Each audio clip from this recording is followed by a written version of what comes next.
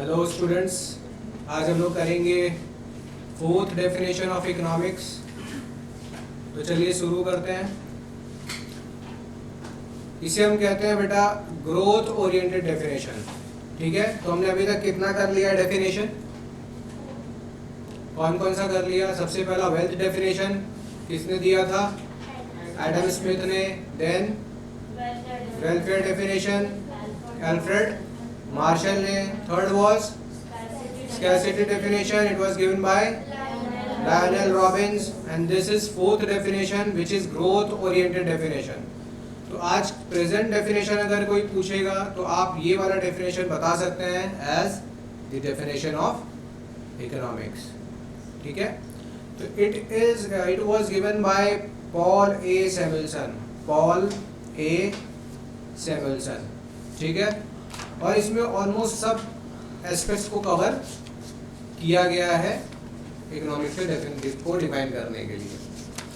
तो क्या क्या चीज़ है इसके अंदर में उसको समझते हैं। डेफिनेशन से पहले हम ये जान लें कि बेटा Paul A Samuelson was the first American to receive Nobel prize in economics. कब मिला था उनको? 1970 के अंदर में ही got Nobel prize for economics for his study and contribution in economics। तो अभी तक में हमने देखा कि भाई एडम स्मिथ ने फोकस किस पे किया था? वेल्थ पे। अल्फ्रेड मार्शल ने किस पे किया? स्टडी ऑफ मैन, वेलफेयर पे। रॉबिन्स आए और उन्होंने कहा कि बेटा वेलफेयर करोगे कैसे? सबसे बड़ा चीज क्या है? रिसोर्सेज का यूज करना, और रिसोर्सेज जो है वो हमारे पास वो क्या है? लिमिटेड है, स्कार रिसोर्सेज। ठीक है, कम है, स्कैसिटी है रिसोर्सेज का। तो उसको कैसे यूज किया जाए ताकि ह्यूमन वांट्स को मैक्सिमम लेवल पे सेटिस्फाई किया जा सके। ठीक है, now comes the definition of Paul A Samuelson which is growth oriented definition. तो इसमें क्या है? सबसे पहले आप डेफिनेशन लिखें। तो मैं अकॉर्डिंग टू हिम, ध्यान से समझिए, इकोनॉमिक्स क्या है, कितने चीजों को कवर किया गया यहाँ पे जरा देखिए आप। सिर्फ सबसे पहले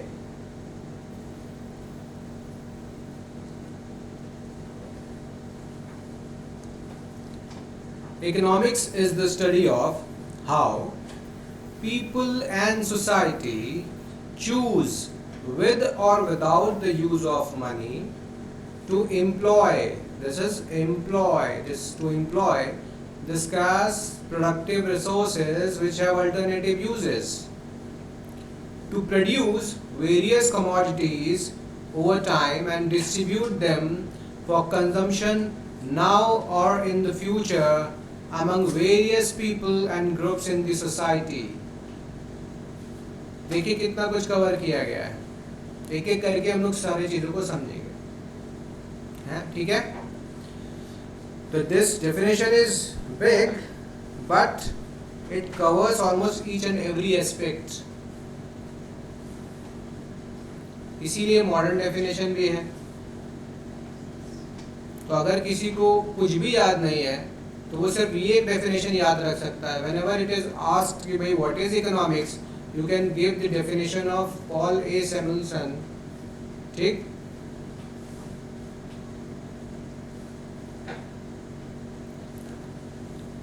तो चलिए इसको समझें अब। सबसे पहला चीज, इकोनॉमिक्स इज द स्टडी, ठीक है, ऑफ, किसका स्टडी है? How people and society choose. तो यहाँ पे एक लाइन बना, how people and society choose with or without the use of money। with or without the use of money। देखिए यहाँ पे मनी को बहुत इंपॉर्टेंस तो नहीं दिया जा रहा है, मनी को यूज करके या मनी के अलावा। मेन फोकस किस पे है कि किस तरीके से पीपल और सोसाइटी चूज कर रहा है। with or without the use of money, comma है, हाँ, या कॉमा है।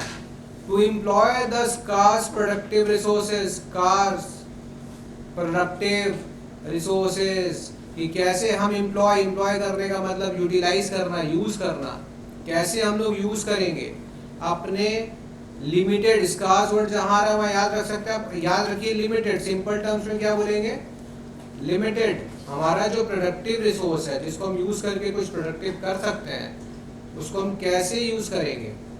और साथ में मेंशन कर दिया कि जब भी रिसोर्सेज टर्म आता है तो आपको हमेशा याद रहना चाहिए which have alternative uses.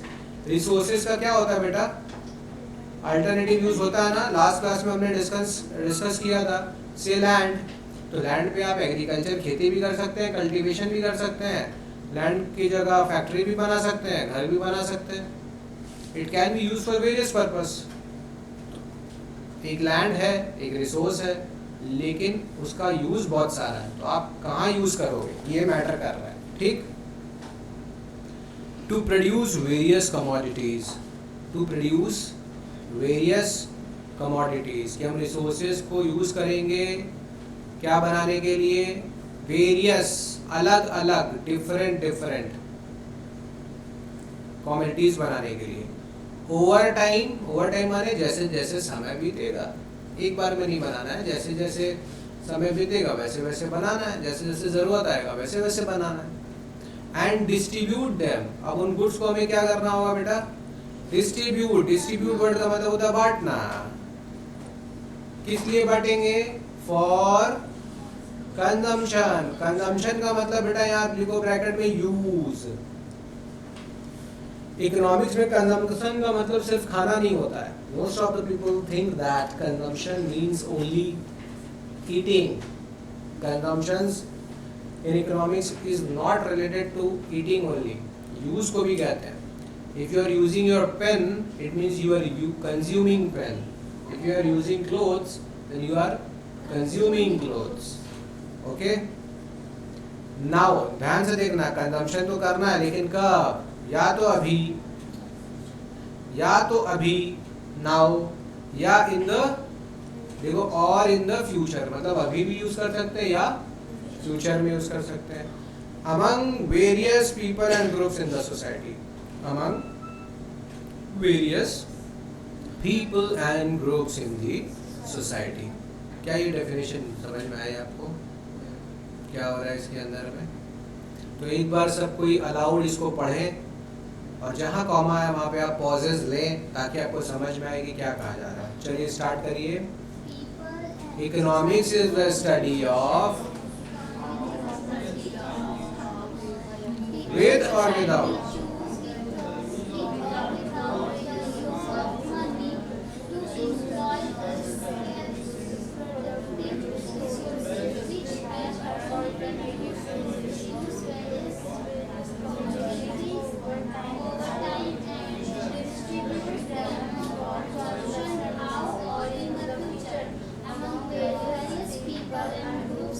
Society. ठीक है, तो देखिए पहला पार्ट जो economics is the study of how people and society choose, ये बहुत बड़ा मुद्दा नहीं, याद हो जाएगा। लास्ट वाला लाइन भी बहुत बड़ा मुद्दा नहीं है, among various people and groups in the society. बात समझ में आ रहा है?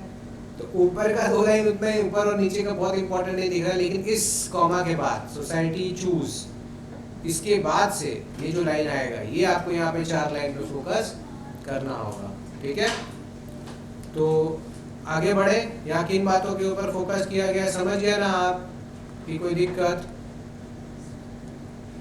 यस और नो? तो यहाँ पे फोकस किस पे किया गया है? किस तरीके सारे चीजों को लिया गया है। अल्टरनेटिव यूजेस होगा, हमको यूज करना है प्रोडक्टिव रिसोर्सेज विद और without the use of money, और उसको डिस्ट्रीब्यूट करना है कंजम्पशन के लिए, आज नहीं तो फ्यूचर में। किसके बीच में? अलग अलग वेरियस पीपल के बीच में और ग्रुप्स में, सोसाइटी के अंदर में। ठीक है, जैसे गवर्नमेंट प्रोडक्शन कर रहा है और वो फ्री में अगर सामान बांट रहा है गरीबों को, तो क्या यहाँ पे मनी यूज हुआ है? क्या कंजम्पशन के लिए मनी मांगा जा रहा है? नहीं ना। ठीक है, तो ये क्लियर हुआ। This is growth oriented definition, इसमें almost each and every aspect is covered. So if somebody ask what is economics, you can give this definition और द फर्स्ट डेफिनेशन जो हम लोग डिस्कस किए थे which was not covering everything but it was social study. देखो पहला definition क्या लिखे थे अपने, पहला डेफिनेशन एक बार देखिए आप लोग, जो किसी से रिलेटेड, जो एडम स्मिथ का भी नहीं था एकदम बिगिनिंग में। It was the social science and dealing with social questions, economic questions and studying the economic behaviour of, ठीक है, of the people and the society. तो वो अपना एकदम बेसिक सा डेफिनेशन था, बट ये अपना पूरा डिटेल्ड डेफिनेशन है। तो आप ये लिख सकते हैं डेफिनेशन को। Is it clear? और अगर आपको ज़्यादा जानना है तो आप जान सकते हैं कि भाई पीएल समेशन के बारे में वो क्या करते थे, एडम स्मिथ के बारे में हु वाज ही, ठीक है। अब आते हैं ब्रांचेस ऑफ इकोनॉमिक्स। लिखिए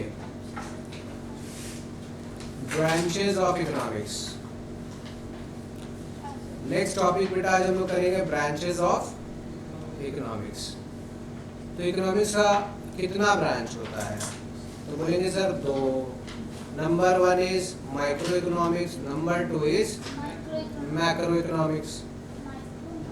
माइक्रो एंड माइक्रो जो आया है मिक्रोस वर्ड से आया है। मिक्रोस कौन सा वर्ड है? ग्रीक।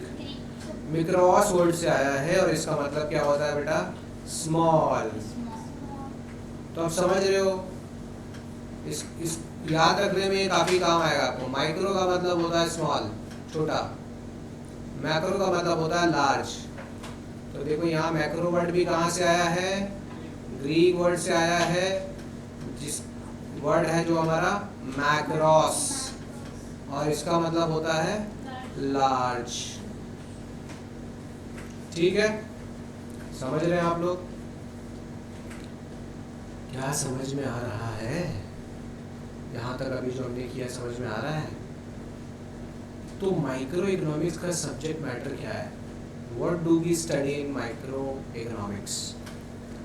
तो देखिए यहाँ लिखा है हमने कि it studies the economic behaviour of individual economic units and individual economic variable. क्या समझे? माइक्रो का मतलब होता है ना स्मॉल, है ना? तो देखिए यहाँ पर स्मॉल से क्या समझ रहे हैं आप? यहाँ पे सिंपल सा देखिए, स्मॉल का मतलब हो गया इंडिविजुअल इकोनॉमिक यूनिट्स का स्टडी है और इंडिविजुअल इकोनॉमिक वेरिएबल का स्टडी है। समझ रहे हैं आप लोग बात? इंडिविजुअल का जब हम स्टडी करेंगे तो वो क्या कहलाएगा? माइक्रो इकोनॉमिक्स का स्टडी सब्जेक्ट मैटर होगा। जैसे कि प्रोडक्ट प्राइसिंग, जैसे एक प्रोडक्ट का प्राइस कैसे सेट किया जाए, वो क्या कहलाएगा? माइक्रो का स्टडी होगा। फैक्टर प्राइसिंग, फैक्टर्स क्या होता है? 4 फैक्टर ऑफ प्रोडक्शन होता है, जो लोग सीखेंगे। लैंड, लेबर, कैपिटल, एंटरप्रेन्योर या ऑर्गेनाइजेशन, तो उनका प्राइस कैसे सेट करते हैं, तो ये भी क्या बनेगा? माइक्रो का सब्जेक्ट मैटर बनेगा। तो वो माइक्रो इकोनॉमिक्स का स्टडी होगा। ठीक है,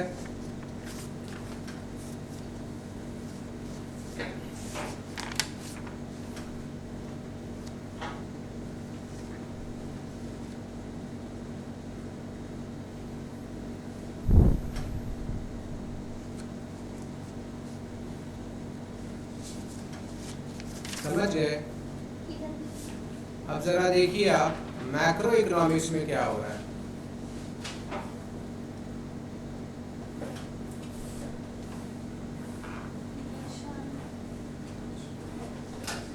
मैक्रो मतलब लार्ज। तो जब हम पूरे इकोनॉमी को एज अ होल पढ़ें तो हम क्या कहेंगे उसको? मैक्रो। मैक्रो। तो मैक्रो के अंदर क्या क्या पढ़ना होता है हमें? पूरे देश के बारे में पढ़ाई हो रहा है वो, माइक्रो में अगर एक फर्म के बारे में चेक करें, फर्म मतलब किसी एक बिजनेस के बारे में अगर बात करें तो उसका खाली चेक करें सारा डिटेल्स, प्रोडक्शन, कॉस्ट, ये सब स्टडी किस में आएगा? माइक्रो का। लेकिन मैक्रो का स्टडी है नेशनल इनकम, पूरे देश का इनकम, क्या बनेगा ये? National income. फिर देश के अंदर एम्प्लॉयमेंट की अगर बात करें, study on employment becomes a part of macro economics. It is the study which is concern with macro economics. फिर मैक्रो इकोनॉमिक्स में हम एग्रीगेट कंजम्पशन के बारे में बात करते हैं। एग्रीगेट कंजम्पशन मतलब देश के अंदर क्या कितना कैसे कंजम्पशन हो रहा है, लोग कितना पार्ट कंज्यूम कर रहे हैं प्रोडक्शन का। अब नेक्स्ट होता है देखो इकोनॉमिक ग्रोथ। इकोनॉमिक ग्रोथ के अंदर इसका मतलब भी होता है कि देश के जीडीपी में क्या डेवलपमेंट हो रहा है, नेशनल इनकम बढ़ रहा है, घट रहा है, क्या हो रहा है, उसको कहते हैं इकोनॉमिक। जब नेशनल इनकम बढ़े तो हम कहते हैं इकोनॉमिक ग्रोथ हो रहा है। जब ग्रॉस डोमेस्टिक प्रोडक्ट बढ़े तो हम उसको कहते हैं ग्रोथ हो रहा है। General price level, general price level का मतलब होता है बेटा इन्फ्लेशन, महंगाई। इन्फ्लेशन वर्ड का मतलब, तो अगर हम लोग पढ़ रहे हैं महंगाई के बारे में कि महंगाई कितना बढ़ा, कैसे कंट्रोल किया जाए, क्यों बढ़ रहा है, तो ये स्टडी किसका होगा? मैक्रो का। अब ये आपका होमवर्क रहने वाला है कि क्या डिफरेंस होगा माइक्रो एंड मैक्रो इकोनॉमिक्स का, ये आप ढूंढ कर बताने वाले हो, ठीक है? समझ गए?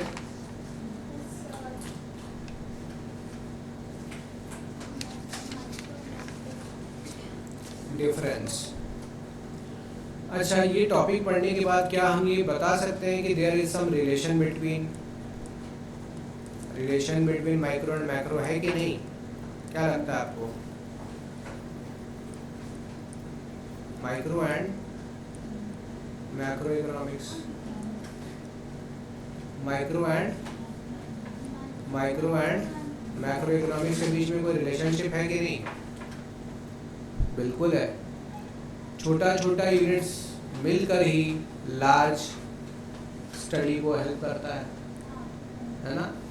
तो स्मॉल इंडिविजुअल इंटरप्राइजेस, फर्म्स को अगर जोड़ते हैं तो ही तो देश का प्रोडक्शन निकलेगा। अब मान लो कोई एक फर्म है, बिजनेस है जो प्रोडक्शन कर रहा है, तो मान लो कि 1000 पीस बना रहा है किसी चीज़ का। ऐसे इंडिया के अंदर में 1 लाख फर्म्स है, तो वो सब कुछ ना कुछ बना रहे हैं। कोई 1 बना रहा है, कोई 2 लाख बना रहा है, कोई 50,000 बना रहा है। तो अगर हम देश का प्रोडक्शन चेक करेंगे, टोटल में नेशनल इनकम चेक करना है, तो मुझे सबका लेना पड़ेगा। तो sum of micro becomes macro, and again macro level पे जो काम हो रहा है वो माइक्रो लेवल पे भी अफेक्ट करता है। बताएं कैसे? अगर महंगाई बढ़ गया बेटा, यहाँ पर देखो, अगर इन्फ्लेशन बढ़ गया तो बताइए तो प्रोडक्ट का दाम बढ़ेगा कि नहीं बढ़ेगा? तो कहीं ना कहीं प्रोडक्ट का दाम बढ़ रहा है, उससे इन्फ्लेशन हो रहा है, और इन्फ्लेशन के बढ़ने से फैक्टर का दाम भी बढ़ जाएगा। फैक्टर्स में मान लेते हैं वेज बढ़ जाएगा कि नहीं बढ़ जाएगा? लेबर। तो देखो किस तरीके से आपस में रिलेटेड है। We can't think of macro without micro, and macro affects micro studies also. तो ये है, इसको भी आप एक बार गो थ्रू कर सकते हैं, रीड कर सकते हैं। तो ये आपका सेल्फ प्रिपरेटरी नोट्स होने वाला है, ये आप खुद प्रिपेयर करने वाले हैं, ठीक है? अब आप फ़ोन यूज़ करते हो तो आपके पास बहुत सारा ऑप्शन है। तो आप फ़ोन यूज़ करके गूगल से यूज़ कर सकते हैं, चैट जीपीटी यूज़ कर सकते हैं, अपना बुक भी यूज़ कर सकते हैं, ठीक है? यहाँ से आप पढ़ेंगे तो आपका स्ट्रेंथ बढ़ेगा। नहीं तो प्रॉब्लम क्या है बेटा, स्टूडेंट लोग जो होता है ना, बोलते हैं कि सर नोट्स दे दीजिए, नोट्स दे दीजिए। पॉइंट इज द नोट्स तो बेटा स्टूडेंट बनाएगा ना। नोट्स किसका बनाने का काम है? स्टूडेंट्स का बनाने का। लेकिन टेंडेंसी ऐसा हो गया कि बोले नहीं बेटा यही हम तुमको दे रहे हैं, 50 क्वेश्चन इसी में से आएगा, बच्चा वही लेके खुश हो जाता है। लेकिन वो उसको बहुत डैमेज करता है। लॉन्ग रन में आपको पता लगेगा कि डैमेज किसको कहते हैं, ठीक? तो आप जब खुद चीज़ों को पढ़ोगे ना, पढ़ो मतलब इसको ढूंढो, पढ़ो, उसके बाद नोट डाउन करो, ये इम्पोर्टेंट, समझ रहे हैं? तो ये हमने पढ़ लिया। अब कुछ टर्म है जो हम लोगों को पता होना चाहिए, एक इकोनॉमिक्स के स्टूडेंट को पता होना चाहिए। तो है तो ये सारा डिस्कशन सारे लोगों के लिए इम्पोर्टेंट, माने हर बोर्ड्स के स्टूडेंट के लिए इम्पोर्टेंट है, कॉलेज के स्टूडेंट्स के लिए इम्पोर्टेंट है। बट अगर अपन अभी चले तो ये वेस्ट बंगाल बोर्ड के बच्चे हैं, उनको ये ज़्यादा हेल्प करेगा, तो क्योंकि उनके टॉपिक के हिसाब से चल रहा है अभी ये, ठीक है। बट याद रखेंगे ये आज नहीं तो कल ISC CBSE के अंदर भी 1-2 चैप्टर में आ जाने वाला है आगे पीछे। तो कुछ इम्पॉर्टेंट टर्म्स के बारे में हम लोग डिस्कस करते हैं। तो इस पहला चैप्टर ही हमारा बनना है introduction.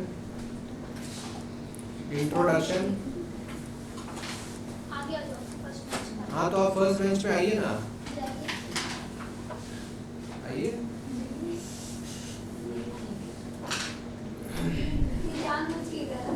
Hey, don't shout. Topic number 1 या टर्म्स, जो हम लोग बोल सकते हैं, कुछ टर्म्स हम लोग डिस्कस करने वाले हैं यहाँ पे। क्या डिस्कस कर रहे हैं? कुछ टर्म्स जो हम लोग इकोनॉमिक्स में यूज करेंगे। तो बेटा यहाँ पर पहला टर्म क्या होने वाला है? पहला टर्म हमारा होने वाला है बॉन्ड्स। पहला टर्म बॉन्ड्स, इसके बाद scarcity, and third one is the problem of choice. तीनों कनेक्टेड ही है।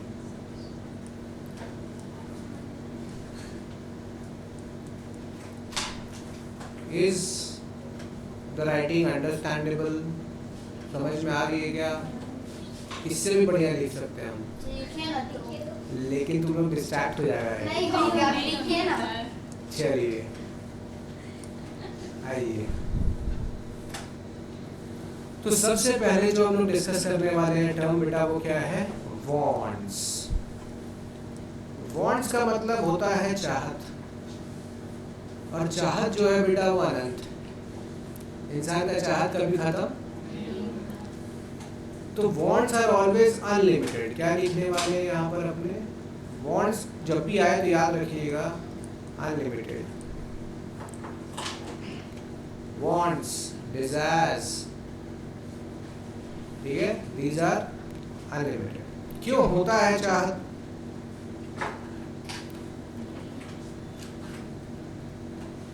Because you are social animal.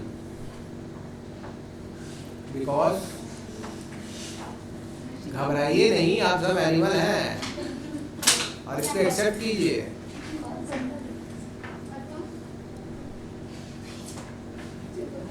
ठीक है, we are social animals, we are part of food chain.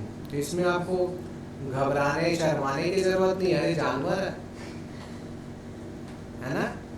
तो याद रखेंगे एक बड़ा मजेदार चीज है कि हम लोग वो जानवर हैं जिन्होंने खुद को इंसान कहा, मनुष्य कहा, ह्यूमन कहा। बात समझा? हम लोग ही वो जानवर हैं जो ऐसा कर सकते हैं। इस पृथ्वी पर ऐसा कोई जीव नहीं है जो खुद को नाम दे सके। ठीक है, इज इट क्लियर? तो हम लोग अपने आप को अलग दिखाने के लिए ऐसा कर दिए। तो बॉन्ड्स क्या है? तो कभी कभी हमारा जो चाहत है वो खुद को ऐसे खुश करने के लिए होता है ना, वो अपनी इच्छा के लिए होता है। हमारा कुछ एक्टिविटीज होता है जो अपने को खुशी के लिए, अभी क्रिकेट खेल रहे हैं, घूमने चले गए, आंधी तूफान थोड़ा आने वाला है तो छत पे चले गए, हवा खा रहे हैं, मजा आ रहा है, वो अलग फीलिंग है ना। वो पैसा कमाने के लिए थोड़ी हो रहा है, लेकिन चाहत तो है। अब गर्मी देखिए इतना पड़ रहा है, तो हमारे अंदर चाहत तो है कि थोड़ा आ जाए। बंगाल में तो काल वैशाखी फेमस है, सबको पता है। आ रहा है साइक्लोन, चिंता मत करो, अभी कुछ दिन में आ जाएगा। अभी आज क्या डेट हो गया है? 14। हाँ तो बेटा 14 है ना, तो आ रहा है 10-15 इस मंथ के एंड आने तक यहाँ पे आने का चांस है पूरा पूरा। अच्छा साइक्लोन, हाँ साइक्लोन बन रहा है बंगाल में। तो ये हमारा एक नॉन इकोनॉमिक एक्टिविटी है। हम चाह तो रहे हैं, लेकिन इसमें क्या पैसा इन्वॉल्व है क्या?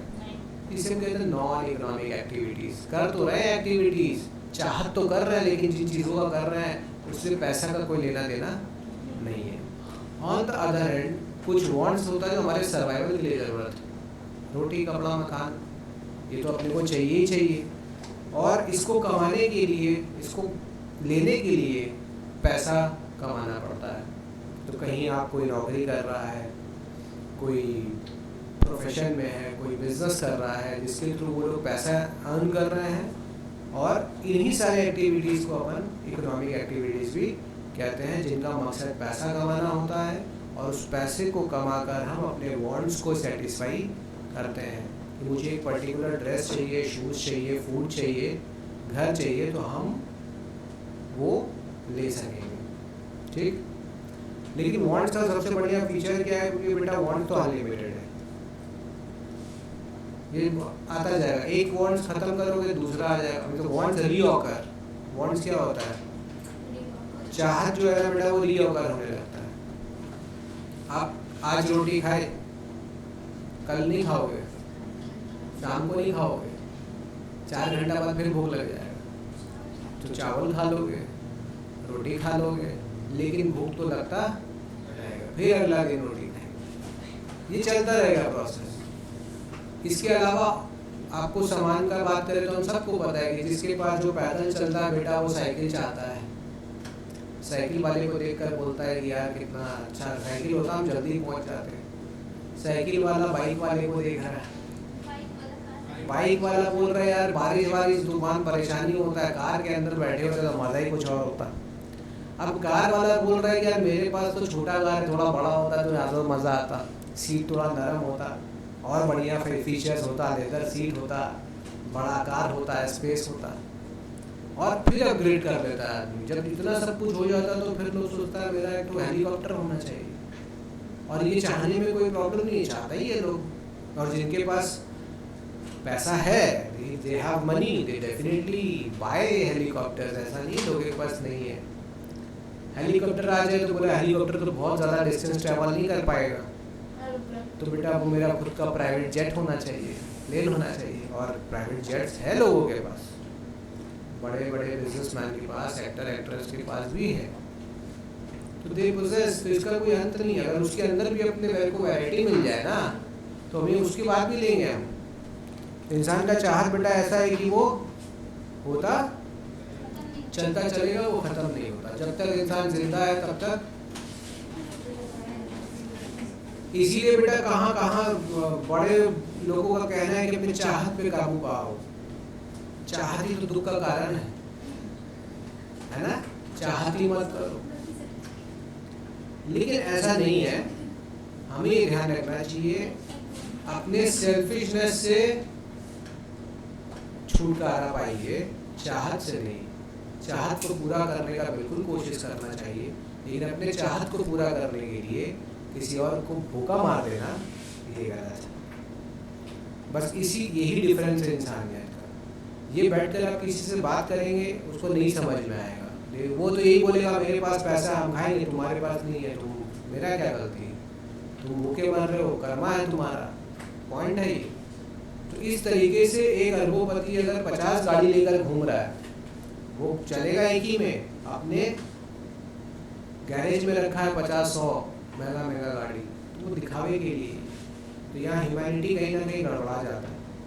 तो कहीं कहीं भूखा मर रहा और यहाँ पे अगर हम अपने को बेफिजूल खर्ची दिखा रहे हैं दुनिया को दिखाने के लिए क्या है रिच, तो ये ऐसा इससे प्रॉब्लम होना चाहिए लोगों को। ये चीज़ ठीक नहीं है, खुद की बात है, कोई रोकेगा नहीं देखो लेने से।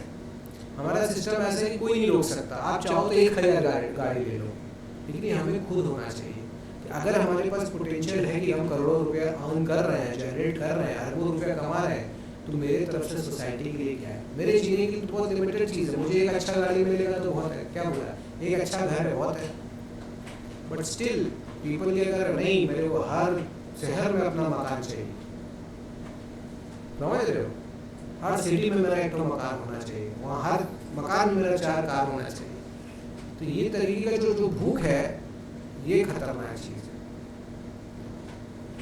तो इसमें अपने को थोड़ा लिमिट लगाना पड़ेगा कि मेरा अच्छा लाइफ जीने के लिए हमारा इतना मेरे को चाहिए, 2 करोड़ 5 करोड़ 10 करोड़ 50 करोड़। अब कोई 5 लाख करोड़ लेकर के भी बैठा है, वो भी भूखा है और वो गरीब के लिए कुछ करना नहीं चाह रहा, कर रहा है टुक टाक, जबकि बदलाव ज़्यादा हो सकता है। इंडिया जैसा हमारा जो कंट्री है, यहाँ पे बहुत ज़रूरत है हमें ऐसे सोशल वर्क का, ऐसे कंट्रीब्यूटर्स का जो रूट लेवल पे सॉलिड काम कर सके, जेन्युइनली जहाँ से बदलाव अपने को नजर आने लगे। तो वहाँ कौन कर सकता है? जिनके पास टैलेंट है, पैसा है कि नहीं? तो आप सोसाइटी के लिए इम्प्रूवमेंट कीजिए। मैं करूँगा इसके ऊपर कभी बात की किस किस सेक्टर पे क्या क्या डिफेक्ट्स है, जहाँ काम हो सकता है लेकिन कोई ध्यान ही नहीं दे रहा है। खैर आगे बढ़ते हैं। आई होप कि आप लोग बहुत सारा पैसा अर्न करेंगे और अपने डिजायर्स पे कुछ जगह पर लिमिट लगा देंगे कि बेफिजूल का डिजायर जरूरत नहीं है ना। रोटी कपड़ा मकान इज फाइन, अच्छा लाइफ, अच्छा standard of living is fine, safety security, अच्छा घर, अच्छा कार इज फाइन, बट अब 1000 घर, 50-500 गाड़ी, ये पागलपन से थोड़ा बचने में ही फायदा है। ये तो बाद में आप ही को लगेगा, रिग्रेट होगा कि यार बेवकूफ़ी कर रहा है, लेकिन उतना मैच्योरिटी आने में बहुत टाइम लग जाता है बच्चों के अंदर, है ना। तो बेटा all the best to everybody जो ऑनलाइन देख रहे हैं, उनको भी आप लोग खूब पैसा कमाओ, लेकिन याद रखो अपने सोसाइटी के लिए करना पड़ेगा। ये चेंज हम और आप ही मिलकर ला सकते हैं। अपने सोच को बदलिए, देश बदलेगा। ठीक है, आगे आगे आते हैं अपने बेटा।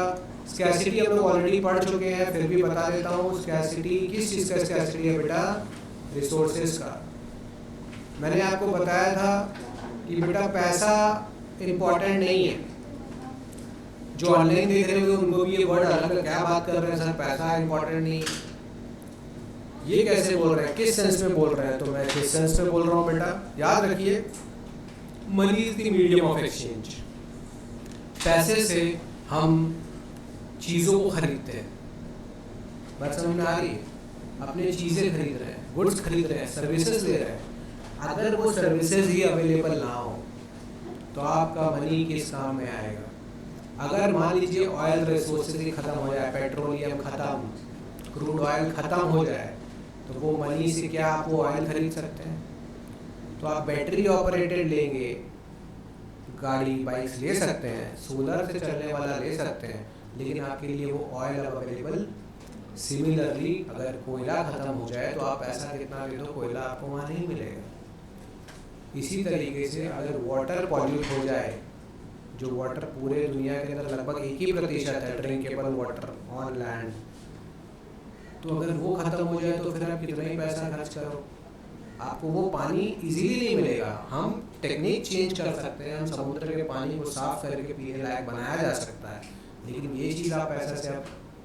ठीक उसी प्रकार अगर जीवन में हमारे क्लोज वंस हमें छोड़कर चले जाए, उनका डेथ हो गया, क्या पैसा से हम उनको वापस ला सकते हैं? हम लोग बहुत सारे ऐसा केसेस देखते हैं कि पैसा बहुत है घर में लोगों के पास, लेकिन किसी का किडनी खराब है, किसी का हो गया, या कुछ ऐसा बीमारी हो गया, तो कितने ही पैसा आप खर्च कर लो, वो सर्वाइव नहीं करता, तो पैसे से आप वापस उसको नहीं ला सकते। तो money is the medium of exchange.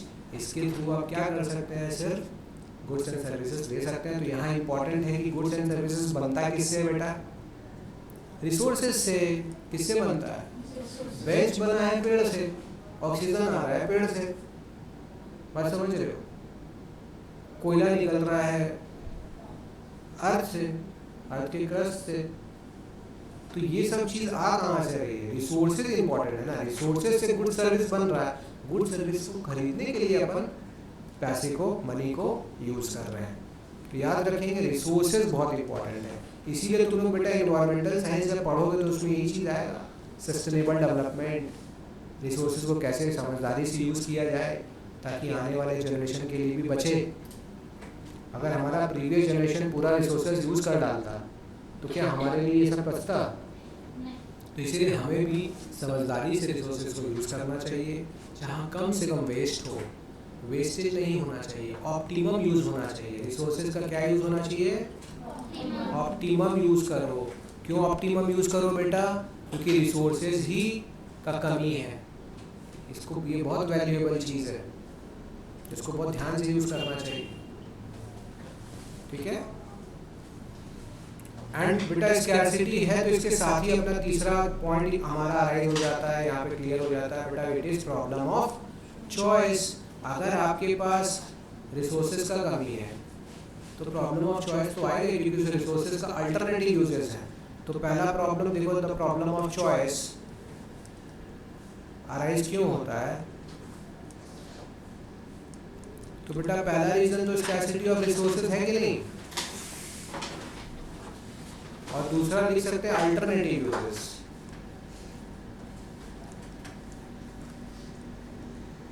Yes और नो बताइए। अल्टरनेटिव यूजेस होता है ना, तो आप कंफ्यूज हो जाते क्या करूं मैं इससे, किस काम में लगाऊं। तो these are the main problems. Problem of choice आने का कारण ही क्या है? Scarcity and alternative. तो मैंने आपको बताया था कि बेटा आपके पास एक लिमिटेड मनी है, तो यहाँ पे मनी ही रिसोर्स हो गया, क्योंकि कंज्यूमर के लिए मनी रिसोर्स हो सकता है, इसी से मैं खरीद रहा हूँ, तो मेरे लिए मनी इंपॉर्टेंट हो गया। अब मेरे पास 100 रुपीज़ है, आपके पास 100 रुपीज़ है, आपको भूख लगा है, बाहर जा रहे हो, तो आपके पास बाहर बहुत ऑप्शंस है। नाउ पॉइंट इज, आप क्या सारा ऑप्शंस कंज्यूम करना चाहते हैं? हाँ, हम तो सब लेना चाहते हैं। हम बिरयानी भी खाना चाहते हैं, पालक पनीर भी खाना चाहते हैं, तंदूरी रोटी भी खाना चाहते हैं, लेकिन बेटा क्या हम खा पाएंगे क्या उस 100 रुपीज़ में? तो बस आपको अब क्या करना है, आपको सिलेक्ट करना है कि आपके उस बजट के अंदर, उस मनी के अंदर क्या आएगा। आपको वहाँ क्या करना है, उन सारे चीज़ों में से सिलेक्ट करना पड़ेगा। समझ आया ना प्रॉब्लम ऑफ चॉइस, कि क्या लूँ, इन सारों में से क्या लूँ, आज में से क्या लूँ, सब नहीं ले सकते, तो वही एक चीज़ करना है। सिमिलरली रिसोर्स को भी हम अलग अलग तरीके से यूज़ कर सकते हैं, लेकिन मैं उसको कहाँ यूज़ करूँ? जैसे लैंड का एग्जांपल हमने सीखा अभी, कि वहाँ मैं कहाँ यूज़ करूँ? वहाँ पे फैक्ट्री बनाऊँ, खेती करूँ, घर बनाऊँ, कि वहाँ पे एक स्टेडियम बनाऊँ? ठीक, तो ये तीनों टॉपिक क्या क्लियर हो गया? नेक्स्ट टर्म इज बेटा, लिखो टर्म नंबर 2 लिखो बेटा, या लिखो प्रोडक्शन। क्या लिखो?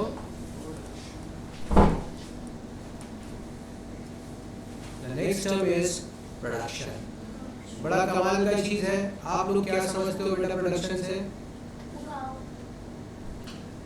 उगाओ, कल्टीवेशन, एग्रीकल्चर।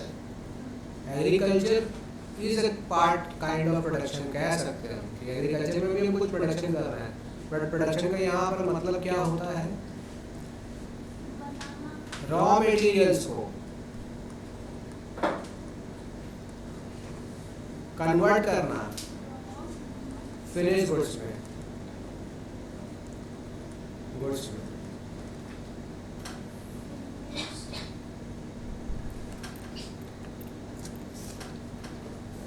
ठीक है। प्रोडक्शन क्या करता है? वो रॉ मटेरियल्स को यूज करता है। रॉ मटेरियल को हम क्या इनपुट कह सकते हैं, और उससे अपन क्या बना सकते हैं? फिनिश गुड्स, जिसको क्या कहने वाले हैं?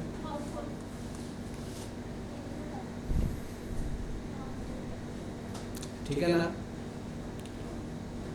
तो रॉ मटेरियल्स को यूज करके, और भी रॉ मटेरियल के साथ हम लोग लेबर यूज करते हैं,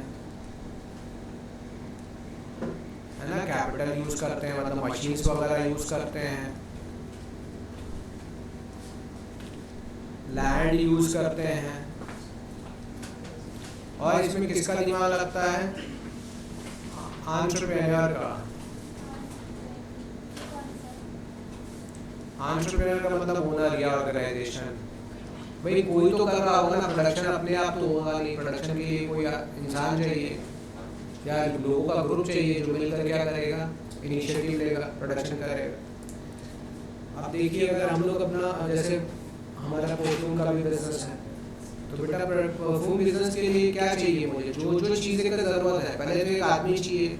जैसे मैंने आइडिया निकाला, लिया कि चलो ये करते हैं, उसको करने के लिए मुझे क्या क्या चाहिए? भाई जगह चाहिए, अरेंज किया, पैसा चाहिए, अरेंज किया, बनाने के लिए वर्कर्स चाहिए, लेबरर्स चाहिए, अरेंज किया, और उसके बाद हमने अपने इन सारे चीज़ों को मिलाकर, जो कि हमारा क्या है? इनपुट्स मिलाकर क्या बनाएगा? आउटपुट। तो यहाँ मेरा आउटपुट जो है वो परफ्यूम बना। इसकी जगह कुछ भी ले सकते हो बेटा, टी शर्ट ले लो, जीन्स ले लो, जूता ले लो, वेचेस ले लो, लाइट ले लो, कुछ भी है, जो कुछ भी जगह दिख रहा है आपको वो सब किसके थ्रू आया है? प्रोडक्शन के थ्रू। कैसे आया है? घर में बेटा जो आप रोटी सब्जी और फल भी खा रहे हैं ना, वो भी एक्चुअली में प्रोड्यूस हो रहा है खेतों में, ठीक? और गुड्स प्रोड्यूस हो रहा है फैक्ट्री में, जूस प्रोड्यूस हो रहा है फैक्ट्री में। आई बात समझ में? तो प्रोडक्शन के अंदर हम लोग क्या कर रहे हैं? क्या ये चीज़ क्लियर हुआ कि कोई डाउट? पक्की बात समझ में आ गया सबको? तो याद रखो प्रोडक्शन करने से होता क्या है, ये भी एक चीज़ को समझ लेते हैं। इसलिए प्रोडक्शन पढ़ ही क्यों रहे हैं हम लोग? एक टर्म याद रखिएगा, प्रोडक्शन से क्रिएट्स यूटिलिटी। तो बच्चों प्रोडक्शन से बेटा क्या क्रिएट होता है? यूटिलिटी। यूटिलिटी वर्ड का मतलब है कि किसी भी चीज को यूज करने से अगर हमें कुछ सेटिस्फैक्शन मिलता है तो हम कह सकते हैं उस चीज के अंदर यूटिलिटी है, ठीक? तो कोई पूछेगा कि बेटा यूटिलिटी क्या होता है, आओ आपको इससे समझा दे। अभी तो ये नहीं है, आपको हो सकता आगे है, लेकिन हर स्टूडेंट को पता होना चाहिए व्हाट इज यूटिलिटी। तो आप लिखेंगे want satisfying power of a commodity। समझ रहे हैं कि बेटा? चाहत को जो चीज पूरा कर दे वो क्या है? उस पावर को, जिस भी चीज में कम्युनिटी में चाहत को पूरा करने का ताकत है तो उसका मतलब उसके अंदर यूटिलिटी है। अब इकोनॉमिक्स के अंदर में बेटा जो चाहत है ना, वो बड़ा कमाल का चीज है। चाहत अच्छा भी हो सकता है, और इकोनॉमिक्स में गुड और बैड का कॉन्सेप्ट नहीं है यहाँ पे, क्या ये चाहत सही है, ये चाहत गलत है, ऐसा नहीं कहा गया है। चाहत आप ध्यान रखिए, चाहत आप बेटा मिल्क का भी कर सकते हो। ध्यान से बेटा जो ऑनलाइन देख रहे हैं वो भी अच्छे से समझे, मजा आएगा। तो जो आप चाहत मिल्क का कर रहे हैं ठीक है, आप चाहत फूड का कर रहे हैं ठीक है, आप बुक्स का कर रहे हैं ठीक है, ये तो अच्छी चाहत है ना। लेकिन लोग चाहत बेटा सिगरेट्स का भी कर सकते हैं, ड्रग्स का भी कर सकते हैं, गन का भी कर सकते हैं। तो ड्रग्स और गन्स सही तो है नहीं यूज करने के लिए, सिगरेट्स और अल्कोहल शरीर के लिए तो बुरा ही होता है। तो बेटा चाहत वांट्स आदमी कर सकता है। और मजेदार चीज ये है कि ये जो भी गुड्स बन रहा है और वो चाहत सेटिस्फाई कर रहा है, उसके अंदर यूटिलिटी है। मतलब स्मोकर के लिए सिगरेट्स का यूटिलिटी है, ड्रंकर्ड के लिए, ड्रंकर्ड मतलब पियक्कड़, ड्रंकर्ड के लिए वाइन का, दारू का यूटिलिटी है, बच्चों के लिए मिल्क का यूटिलिटी है, आम आदमी के लिए फूड का यूटिलिटी है, सभी के लिए। तो यूटिलिटी के अंदर याद रखिएगा, इकोनॉमिक्स के अंदर ये पॉइंट याद रखिएगा कि इकोनॉमिक्स में there is no concept about good और बैड। एथिक्स का यहाँ पर कोई लेना देना नहीं है। एथिक्स का मतलब राइट एंड रॉन्ग, ये ऐसा नहीं है। हम कह सकते हैं देखो सिगरेट पीना गलत है बेटा, नहीं पीना चाहिए। दुनिया में सबसे मूर्ख आदमी कौन है? हाँ बेटा जो ऑनलाइन में बोल रहा हूँ, ये ध्यान से समझिए। जो भी लोग कोई भी ऐसा चीज़ कंज्यूम कर रहे हैं जो पता है मुझे साइंटिफिकली प्रूवन है कि हमारे लाइफ के साथ खिलवाड़ होगा, हम अपने शरीर को खराब कर रहे हैं, बीमार होंगे, कैंसर होगा, और उसके बाद भी कोई आदमी, औरत, बच्चा इन चीज़ों को कंज्यूम कर रहा है, तो याद रखिए अगर कोई आपसे पूछे ना कि दुनिया में सबसे बेवकूफ़ आदमी कौन, तो वो कौन होगा? यही सारे लोग जो बीमारी पता है कि इससे हम मरने वाले हैं, ये मेरे को कैंसर कर सकता है, सिगरेट के बॉक्स के पीछे लिखा है ये पीने से ऐसा होगा, कैंसर हो सकता है, टोबैको मसाला खा रहे हैं आप, पूरा देश पुड़िया से परेशान है। और एथिक्स तो यहाँ हमारे लोगों के अंदर बेटा है ही नहीं।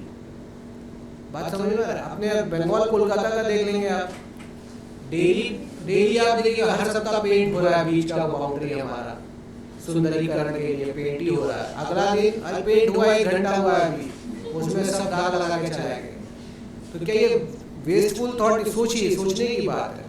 मुझे नहीं लगता कि सिर्फ मैं ही सोच रहा हूँ, और भी लोग सोचते होंगे। कोई कुछ बोलता ही नहीं है कि भाई अगर मुझे पेंट करा करके पूरा शहर मेरा गंदा हो रहा है, आदमी जहाँ तहाँ थूक रहा है, पहला उसका शरीर भी खराब हो रहा है, दूसरा हमारा सोसाइटी और हमारे इन्वायरमेंट को भी खराब कर रहा है, बीमारी भी झेल रहा है। बीमार होगा, कैंसर होगा तो फिर गवर्नमेंट हॉस्पिटल में जाएगा, वहाँ से गवर्नमेंट से पैसा लेगा। तो हम सभी ना डोनेशन से चला रहे हैं हॉस्पिटल, हम उन लोगों का इलाज में पैसा खर्च कर रहे हैं फिर जो खुद बीमार होकर नशा करके जा रहे हैं। तो हमारा रिसोर्सेज वेस्ट हो रहा है ना। अरे भाई एक शरीफ आदमी, एक शरीफ बच्चा जिसने कुछ नहीं खाया, उसका तबीयत खराब हुआ, उसका फ्री में इलाज हो, बहुत अच्छी बात है। हम तो चाहते हैं कि सबका फ्री में होना चाहिए। बट एक आदमी जानबूझकर जा रहा है, नशा कर रहा है, बर्बादी कर रहा है, तो फिर बेटा वो किसी एक का सीट बुक कर लिया, तो याद रखिए एक बेड है, एक जगह खड़ा है एक बच्चा और दूसरी तरफ खड़ा है बेटा एक नशा करने वाला आदमी। लेकिन आप सीट तो नहीं बढ़ा सकते। अगर जो पहले चला गया, आप जो पुड़िया खा के, पान मसाला खा के, दारू पी के अपना लीवर चढ़ाया है, वो पहले चला गया तो उसको सीट मिली है ना। अब ये बच्चा तो भटकता फिरा। तो या तो बेटा आप लोग मेहनत कर लो कि भाई सीट इतना बढ़ा दो कि अगर किसी को जरूरत पड़ा तो वो कभी वो इलाज मिल जाएगा उसको, और या फिर बेटा इन सारे गंदगियों को बंद करो। क्योंकि सिर्फ हॉस्पिटल का खर्चा नहीं बढ़ रहा है, पेंट का भी खर्चा बढ़ रहा है, गंदगी का भी खर्चा होता है ना। गंदगी होने से आपको पता है कितना रुपया खर्च हो रहा है, खाली चेक करो खाली रंग कराने में। और वहाँ गंदा क्या हो रहा है, सिर्फ यही पुड़िया थूका जा रहा है, लोग गाड़ी के अंदर बैठे हैं, बाहर पुड़िया थूक रहे हैं। तो ये कितना बेकार चीज़ है। खुद का तो सेंस होना चाहिए ना इंसान के अंदर में कि हम क्या कर रहे हैं। तो गवर्नमेंट बंद करवा दे, ये नहीं होगा गवर्नमेंट से। गवर्नमेंट चाह रहा है कि तुम बेटा खाओ। अब ये बात जो मैं बोल रहा हूँ ऑनलाइन, हो सकता है इसमें बड़ा बवाल हो जाए, गवर्नमेंट को खराब लग जाए कि भाई क्लास में 4 लोगों के बीच में बोलना और एक पब्लिकली बोलना ऑनलाइन प्लेटफॉर्म पे। तो मेरा तो पूरे इंडिया के गवर्नमेंट से सवाल है कि जब मुझे पता है कि इन चीज़ों से हमारा बच्चा का फ्यूचर खराब होगा, वो बीमार होगा, नशे में पड़ेगा, तो कहीं ना कहीं वो गलत काम ही करेगा। नशा करके लोग रेप भी करते हैं, ड्रग्स खा के नशा करके। तो जब हमें पता है कि इन चीज़ों से इतना नुकसान है तो उसको बंद क्यों नहीं करवाया जा रहा है? ऐसा क्या टैक्स का भूत लगाया आपको कि हम आदमी का, बच्चों का लाइफ स्टेक पे रख करके टैक्स लेके धंधा करेंगे, काम करेंगे? और मजेदार चीज ये है कि बेटा इसका टैक्स कलेक्ट करके जो खर्च होगा ना इम्प्रूवमेंट में, मतलब इससे होने वाला डैमेज को ठीक करने के लिए, वो उससे ज्यादा खर्च हो जाएगा। तो कभी इसके ऊपर बैठ के हमें सोचना चाहिए कि हमारे घर के अंदर दुख का एक बहुत बड़ा कारण क्या है, ये नशा। आदमी घर में नशा करके जाता है, अपने बच्चों के ऊपर अत्याचार करता है, अपने बीवियों का शोषण करता है। इसको बंद करवाइए, देखिए मेजॉरिटी प्रॉब्लम घर का सॉल्व हो जाएगा, है ना। तो ये सारे गवर्नमेंट से रिक्वेस्ट है कि भाई इसके ऊपर सोचिए आप लोग। गवर्नमेंट भी तो हम ही लोग है ना बेटा। अब मम्मी लोग को डिमांड करना पड़ेगा कि करो, मम्मी लोग एक साथ हो जाए, देश के आधा पॉपुलेशन औरत लोग एक साथ हो जाए, भाई नशा दारू गुटखा बंद नहीं होगा, उसी को वोट देंगे जो इसको बंद करवाएगा, तब बंद हो जाएगा। तो आप लोग सब अगर अपने पापा मम्मी का, पापा मम्मी लोग तो खैर कभी खाती है गुटखा वुटखा भारत में, लेकिन अगर आप चाहते हैं कि ऐसा हो कि हमारे पेरेंट्स इन चक्करों में ना पड़े, हमारा भाई कल बर्बाद ना हो, तो ये विमेन को इनिशिएटिव लेना पड़ेगा। यस और नो? तो इसके ऊपर लेना चाहिए। Is it clear? ये बहुत काम की चीज है, इसके ऊपर सोचो। दिस इज थिंकिंग, सोचना चाहिए। अब यहाँ पे जो नशा कर रहे हैं ना बेटा, वो क्या करेंगे आपको पता है ना भाई। देखिए जो नशा कर रहे हैं, आपको जो कमेंट करना आप कर सकते हो, लेकिन आप मूर्ख हो हमारे, आपको जो करना है कर लीजिए। और मैं नहीं बोल रहा हूँ, आपका बच्चा भी बोलेगा, आप समझ लो, आपकी वाइफ भी बोलेगी, डरता है, बोल नहीं पाता है। मैं उनके बिहार में बोल दे रहा हूँ कि जल्दी से जल्दी छोड़ दीजिए, नहीं तो अपने आप को आप खराब करोगे। देखिए आपके भलाई के लिए बोला जा रहा है, तो इतना कीजिए। ऐसे ही तो इतना पॉल्यूशन हमारे अंदर जा रहा है, एयर पॉल्यूशन, वाटर पॉल्यूशन, हर जगह पॉल्यूशन है। तो हम जानबूझकर पैसा खर्च करके घर का क्यों अपने को खराब करें? थोड़ा सा हिम्मत दिखाइए, इनिशिएटिव लीजिए। 4 दिन बहुत प्रॉब्लम हुआ छोड़ने में, लेकिन मेरे बहुत सारे ऐसे मेरे पास लोग आए हैं जिनको मैंने छुड़ा दिया है, इन सारी चीज़ों से मुक्त कर दिया है। तो अगर किसी को इसके लिए हेल्प चाहिए तो बात कीजिए मुझसे, आपका भी छूट जाएगा, टेंशन मत लीजिए। हमारे बच्चे ध्यान रखिए, कूल नहीं है, याद रखना। कोई बोले कि दारू पीना, सिगरेट पीना कूल है, नहीं, समझ जाना जो कह रहा है बेटा बहुत बड़ा फूल है, याद रखना, ये फैक्ट को समझ लेना। अब हो सकता है कि आप लोग अपने घर जाओ तो आपके पापा ही पीते हुए दिखें, तो अलग बात है कि अगर वो पी रहे हैं तो भाई देखो वो है, बोल देना सर तो बोले, आप क्या करेंगे? आपको कोई दिक्कत है आप सर से बात कीजिए। देखो जो गलत है वो गलत है, और कोई इसे डिनाई नहीं कर सकता, वो खुद भी मानेंगे। मैं लिख के देता हूँ, मेरे पास जो लोग आए ना वो इतना परेशान हो गए कि अपने नशा से, वो खुद कह रहे हैं कि मैं इंसान ही नहीं हूँ। मुझे ऐसा कभी फील होता है कि वो व्यक्ति इंसान नहीं है, खुद बोल रहा है मैं ऐसा ऐसा कांड कर चुका हूँ कि मेरे को होश ही नहीं रहता। तो उसको फिर पता चलता है बात, बट क्या है? एडिक्शन है।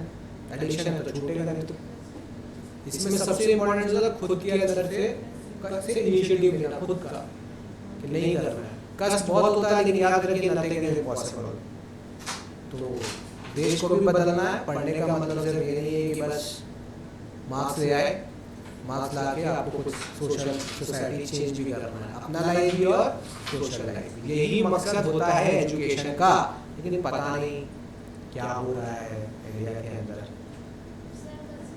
आगे एक पॉइंट और पढ़ेंगे जो है फैक्टर्स ऑफ प्रोडक्शन। तो ये टॉपिक नंबर कितना था बेटा? पॉइंट नंबर 2 था क्या? तो यहाँ आप लोग समझ गए कि प्रोडक्शन क्या होता है बेटा। पॉइंट नंबर 3 लिखिए, factors of production. Factors of,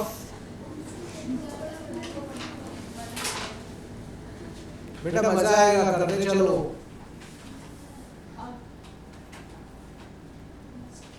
There are 4 factors of production. क्या याद रखना है आपको? कितना फैक्टर्स होता है बेटा? 4। कौन कौन सा? तो यहाँ पे लिखते चलेंगे आप। पहला ऑलरेडी डिस्कस कर ली है बेटा, ये हम लोग पढ़ लिए हैं। देखिए क्या है? पहला लैंड, दूसरा लेबर, तीसरा कैपिटल, चौथा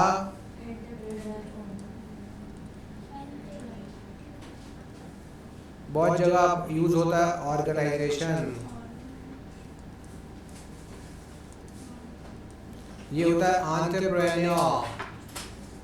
एंटरप्रेन्योर लोग कहते हैं एंटरप्रेन्योर, प्रेन्योर आपको सिखाया देना इंग्लिश में कैसे प्रोनाउंसिएशन करेंगे।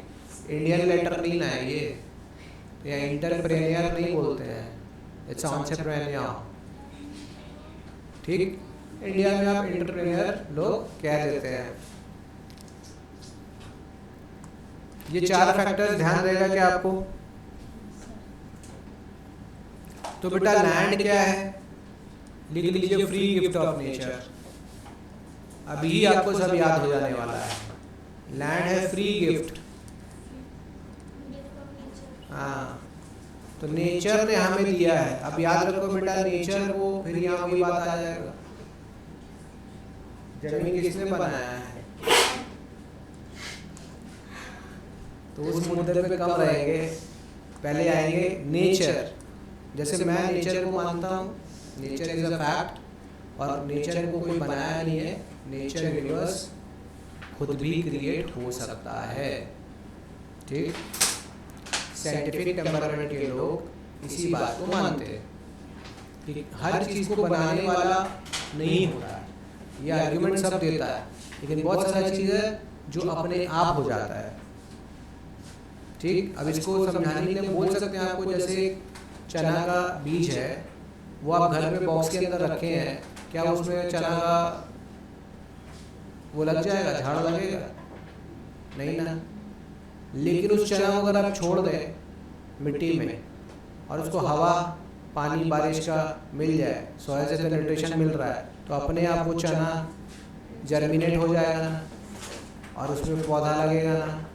तो उस चना को किसने उगाया, पौधा बनाया? तो मैंने आपको छोटा सा एग्जांपल दिया, ये बहुत छोटा एग्जांपल है कि जिस तरीके से वो चने को जो नेचर एनवायरनमेंट मिला उससे वो क्या हो गया, ठीक उसी तरीके से हर चीज़ के पीछे रीज़न है। बात समझो, वो रीज़न हम लोग साइंटिफिक रास्ता से ही करेक्ट रास्ता तक पहुंचते हैं, रीजन तक पहुंचते हैं। इसीलिए scientific approach is the best approach, नहीं तो आप कुछ भी कह सकते हो। Okay, free gift of nature है, याद रखेंगे बेटा, इसका सप्लाई फिक्स्ड है। फिक्स सप्लाई मतलब अब पृथ्वी में जितना जमीन है उसको आप बढ़ा नहीं सकते, जो लैंड है वो बढ़ा नहीं सकते। क्या लैंड के बिना कोई भी प्रोडक्शन हो सकता है? नहीं हो सकता। चलिए इसमें एक चीज और बताते हैं कि लैंड का मतलब क्या है। लैंड में जो हम लोग जमीन समझते हैं ना, जमीन में जो कुछ भी है वो सब भी लैंड का ही पार्ट बन जाएगा। तो पेड़ पौधा लेक रिवर वो भी क्या है, लैंड में ही आएगा। अब आता है लेबर में। लेबर में कौन दे रहा है? लेबर किसका लेबर का बात हो रहा है? बेसिकली ह्यूमन लेबर का बात हो रहा है ना। इंसान दो तरीके से मेहनत करता है बेटा, एक तो मेंटल, दूसरा फिजिकल। और मजेदार चीज़ है कि दोनों हर जगह ही यूज होता है, बस कहीं कुछ ज़्यादा कहीं कुछ कम। अब हमारे देश में जो रिक्शा चला रहे हैं वो अपना मेंटल लेबर फिजिकल लेबर ज़्यादा दे रहे हैं, मेंटल उतना नहीं लग रहा। लेकिन जो बेटा इंजीनियर्स हैं, मैथमेटिशियंस हैं, साइंटिस्ट हैं, वो भी लेबर दे रहे हैं लेकिन उनका मेंटल लेबर ज़्यादा है। कैपिटल क्या है? तो लिख लीजिए produce means of production.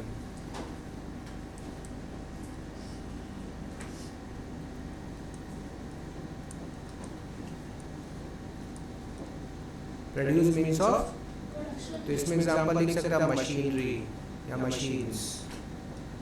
Machines बेटा आपने बना दिए, अब मशीन से अपने बहुत कुछ बना सकते हैं ना, तो वो क्या बनेगा हमारा? तो अकाउंट्स का कैपिटल इज पूंजी, इकोनॉमिक्स का capital is produce means of production. I hope this thing is clear. समझ रहे दोनों का कैपिटल में डिफरेंस है। एंटरप्रेन्योर में सिर्फ एक वर्ड लिखाऊंगा, समझ जाइए क्या है वो। ओनर इज द पर्सन जो इन सारे तीनों को जुगाड़ बैठाता है, आइडिया जनरेट करता है और प्रोडक्शन का काम करता है। तो एंटरप्रेन्योर वो चीज़ है जो इन तीनों चीज़ों को साथ में लाता है, सबको साथ में लाकर प्रोडक्शन का काम चालू करवाता है। इन सब का और फीचर्स भी है, जैसे लेबर का क्या फीचर हो सकता है अगर मैं आपसे पूछूं, और क्या फीचर हो सकता है लेबर का?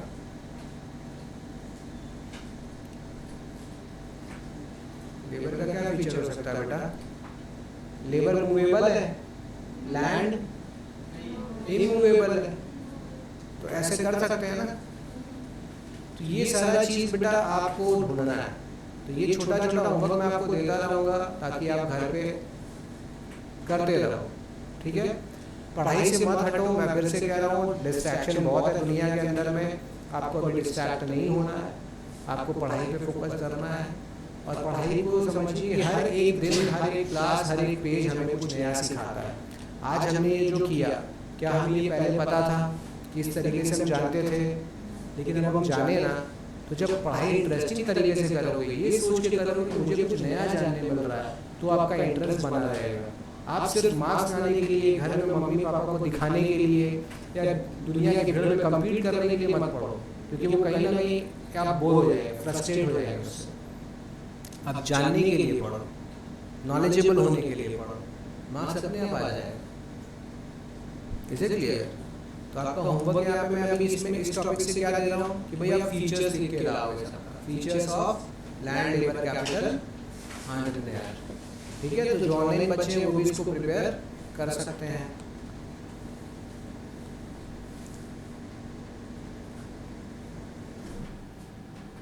डन।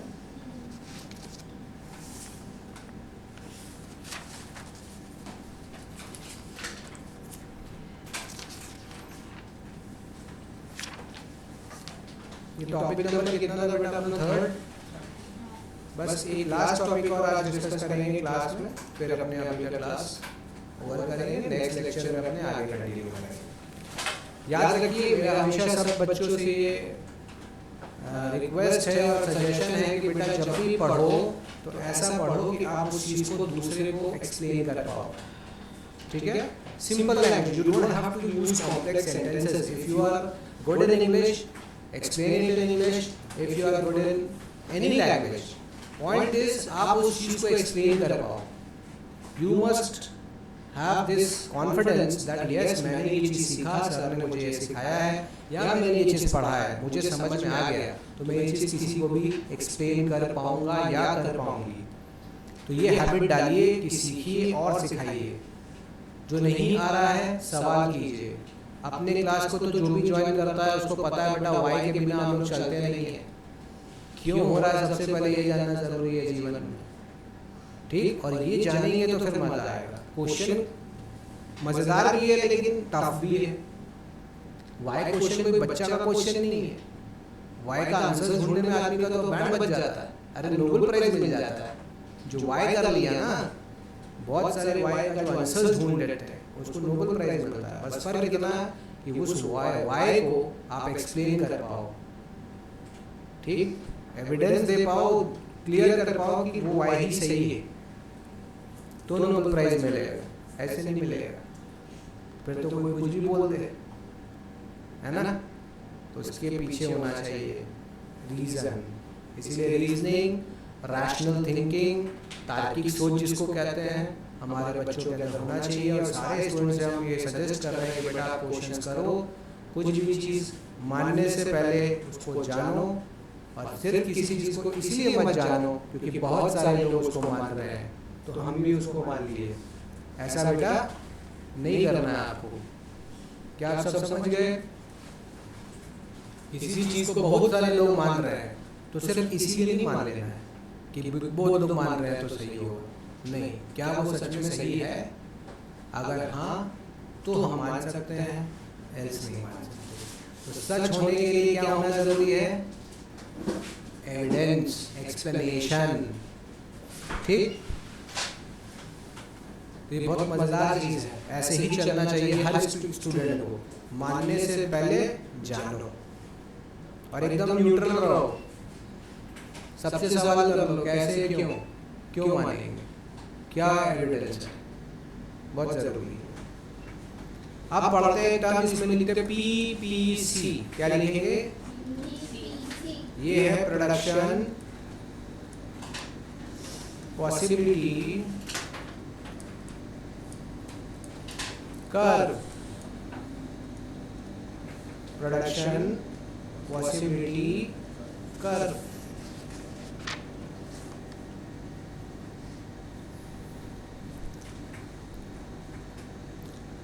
और प्रोडक्शन पॉसिबिलिटी कर्व, सुनो भी तो, कर्व। और एक इसका दूसरा नाम होता है जिसको कहते हैं PPF। तो प्रोडक्शन पॉसिबिलिटी F जो हो जाता है वो हो जाता है फ्रंटियर। क्या हो जाता है? क्या हो जाता है बेटा?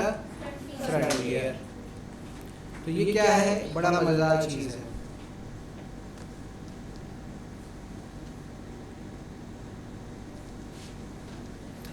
इसमें ये बताया जा रहा है कि एक गिवन रिसोर्सेस से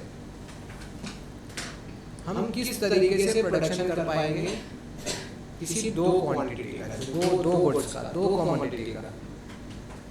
मुझे पता है कि हम अपने रिसोर्सेस से बहुत सारा कमोडिटी बना सकते हैं। समझने के लिए, for the sake of simplicity, आसानी के लिए हम क्या करेंगे, ये मानेंगे कि हम दो ही कमोडिटी बना रहे हैं, कोई दो कमोडिटी बना रहे हैं। अब कितना बना पाएंगे पहले का, कितना बना पाएंगे दूसरे का, ये मुझे सीखना है। नाम ही में लिखा है प्रोडक्शन पॉसिबिलिटी, मतलब कितना किसका प्रोडक्शन पॉसिबल है। क्या हम जितना चाहें दोनों का बना सकते हैं क्या? ये बड़ा क्वेश्चन है। तो इसी को समझना है, समझते हैं और बहुत मजा आएगा समझ के। सबसे पहले लिख लेंगे यहाँ पे असम्पशंस लिखिए। First of all we will have to assume something. तो इस चीज़ को पीपीसी और पीपीएफ को एक्सप्रेस करने के लिए हमें कुछ मानना पड़ता है। असम्पशन का मतलब क्या हुआ बेटा? कुछ मानते हैं। तो क्या क्या मानना है अपने को, वो देखो। सबसे पहला लिखिए 2 प्रोडक्ट्स ओनली या 2 commodities only.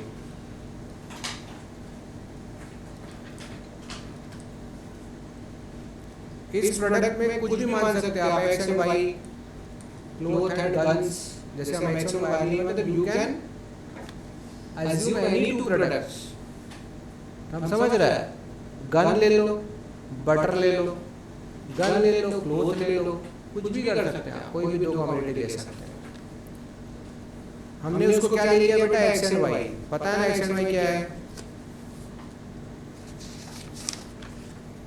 Only labour is used. लिखिए ओनली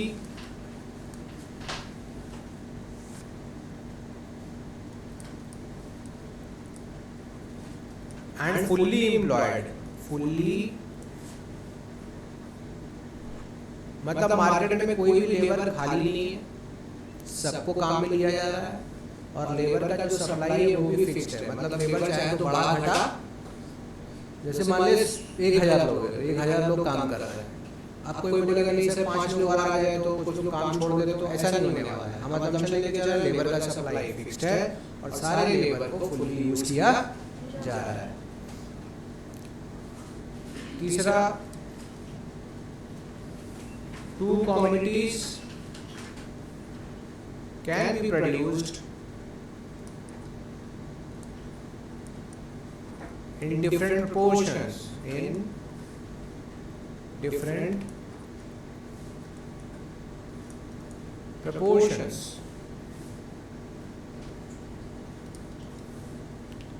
कॉमोडिटीज को हम अलग अलग प्रोपोर्शन में बना सकते हैं। इसका मतलब पहले का 4 बनाएंगे, दूसरा का 6 बनाया जा सकता है। ठीक, अलग अलग कॉम्बिनेशन में बना सकते हैं।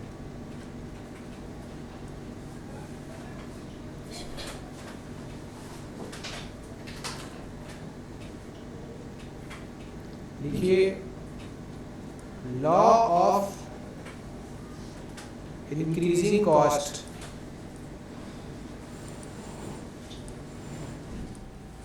is applicable. Law of increasing cost applicable का क्या मतलब बेटा? ज्यादा बनाओगे कॉस्ट बढ़ेगा। क्या लिखेगा? ज्यादा बनाओगे कॉस्ट बढ़ेगा।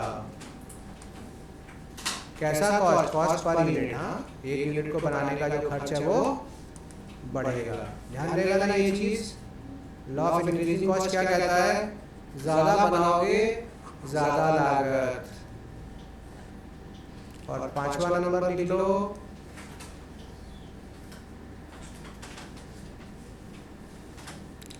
Technology is unchanged. Technology is fixed. Technology is, technology में कोई बदलाव नहीं होगा। टेक्नोलॉजी फिक्स है।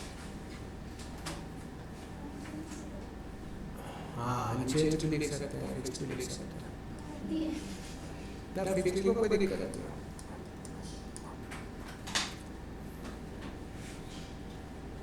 अब इसको अपने डायग्राम से समझते हैं। अब ये आपको ग्राफ बनाना आप लोग करके आए होंगे, जितने भी बच्चे यहाँ पे 10 के हैं उनको बिल्कुल आइडिया होगा इस चीज़ का कि ग्राफ कैसे बनता है। मैथ्स में भी तो बनाया है बेटा। तो प्रोडक्शन पॉसिबिलिटी कर्व का जो शेप है ना, देखो कैसा होगा, ऐसा होगा। देखते बनाते हैं थोड़ा सा। यहाँ पे कर्व बनाना है थोड़ा सा ट्रिकी, बट इस तरीके से। तो यहाँ पर हम ले रहे हैं क्वांटिटी ऑफ एक्स। ये एक्स एक्सिस भी तो है, ये कौन सा एक्सिस है? यहाँ पे लेते हैं क्वांटिटी ऑफ y। अब जैसे मैंने आपको बताया था बेटा, x को क्या मान लो आप, गन मान लो, गन, और y को मान लो क्लोथ। ठीक है ना? अब इस पॉइंट का नाम ले लो, तो बेटा पॉइंट ये ए, ये पॉइंट रख लो बी, रख लो सी, यहाँ रख लो डी, और यहाँ रख लो ई। क्या ग्राफ को सबको अच्छे से आइडिया है ग्राफ का? तो याद रखेंगे जब भी ओरिजिन से दूर जाएंगे तो इंक्रीज होता है ना नंबर, ओरिजिन के पास आएंगे तो डिक्रीज होता है, यस और नो?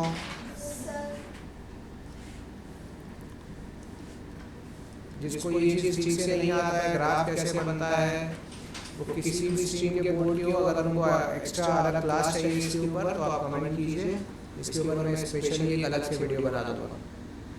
इकोनॉमिक्स में ग्राफ को यूज़ कैसे करते हैं, ग्राफ को पढ़ते कैसे हैं, ग्राफ पढ़ के समझ में कैसे आता है क्या है नहीं। तो यहाँ ले लो कोई नंबर 1 2 3 4 5 6 and 7, 1 2 3 4 5 6 7। अभी क्लोथ है तो मीटर में होगा ना बेटा, गन से तो पीस में होगा ना, वो सारा चीज़ मैं मेंशन नहीं कर रहा हूँ, आप समझ जाना।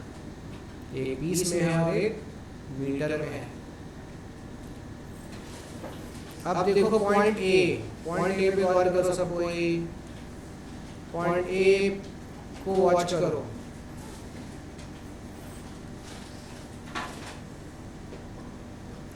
आप मुझे बताओ कि अगर पॉइंट ए बना प्रोडक्शन हो रहा है, पॉइंट ए पे प्रोडक्शन हो रहा है, तो बताओ तो कितना बन रहा है क्लोथ का, कितना बन रहा है गन पॉइंट ए पे?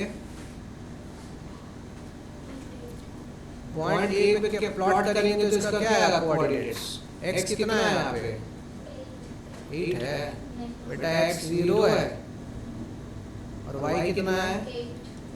इसका मतलब ये हुआ कि गन बन रहा है 0 और क्लोथ बन रहा है 8। इसका मतलब सारा का सारा रिसोर्स क्या बनाने में यूज हो रहा है?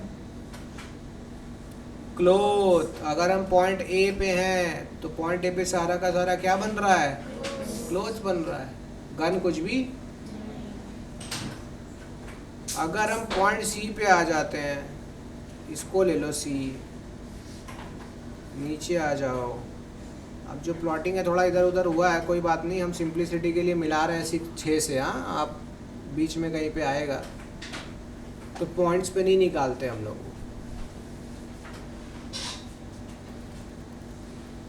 अब ध्यान से देखिए क्या हो रहा है। इसको स्ट्रेट अपने इससे खींच सकते हैं, कोई बात नहीं, इससे भी हो जाएगा, दिक्कत नहीं है। ठीक, सी पॉइंट पे क्या हो रहा है, क्या बताओगे? सी पॉइंट पे कोऑर्डिनेट्स क्या आ रहा है बेटा? 4,6। इसका मतलब कितना बन रहा है गन? क्लोथ बन रहा है 6। तो यहाँ पर हम कुछ चीज़ देख रहे हैं कि जब हम गन बनाना स्टार्ट किए बेटा तो क्लोथ कम हो गया, यस और नो? इसका मतलब ये हुआ कि अगर एक कॉमोडिटी का आप ज़्यादा बनाना चाहते हैं तो आपको दूसरे कॉमोडिटी का प्रोडक्शन कम हो करना पड़ेगा। If you want to produce more of one commodity then you will have to reduce the production of the other one. क्या समझ में आया? गन ज़्यादा बनाना है तो क्लोथ छोड़ना पड़ेगा, कम बनेगा। क्लोथ ज़्यादा बनाना है तो गन को छोड़ना पड़ेगा। पॉइंट डी पे क्या हो रहा है बेटा, बताओ?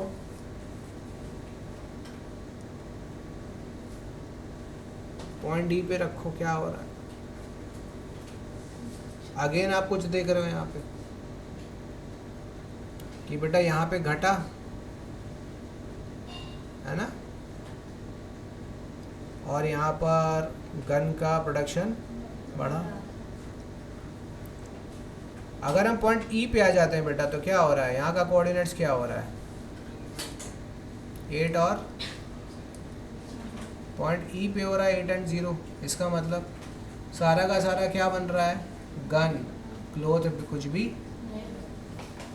तो बेटा यहाँ पे हम कुछ ऑब्जर्व कर रहे हैं, वो हमें देखना है कि हम क्या ऑब्जर्व कर सकते हैं, क्या यहाँ पे देख पा रहे हैं। हम ये देख पा रहे हैं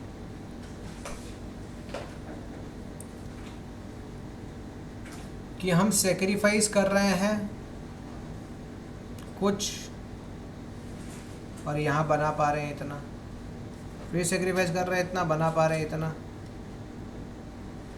फिर और आगे जाएंगे तो फिर वही चीज़ देखेंगे। ठीक, तो इस तरीके से यहाँ पे जो मेन चीज़ हमने सीखा है वो क्या सीखा है कि अगर हम एक कम्युनिटी को ज़्यादा बनाना चाहें तो दूसरे कम्युनिटी का प्रोडक्शन हमें कम करना पड़ता है। ठीक है,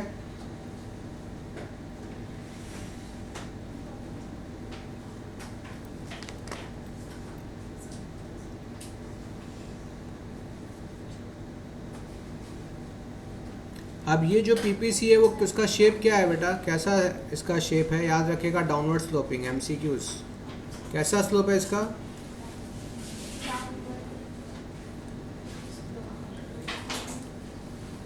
डाउनवर्ड स्लोप का मतलब होता है कि बेटा अगर एक बढ़ेगा तो दूसरा क्या करना पड़ेगा, घटाना पड़ेगा। यही रिलेशन दिखाता डाउनवर्ड स्लोपिंग का।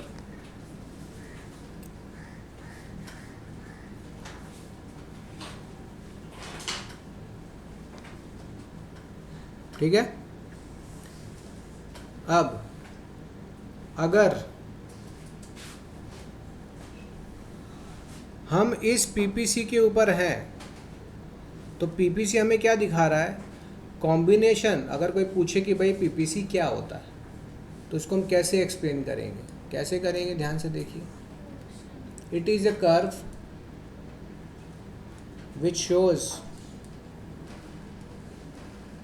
which shows combination of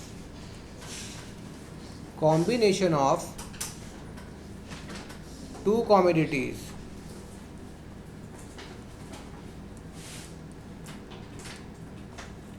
that can be produced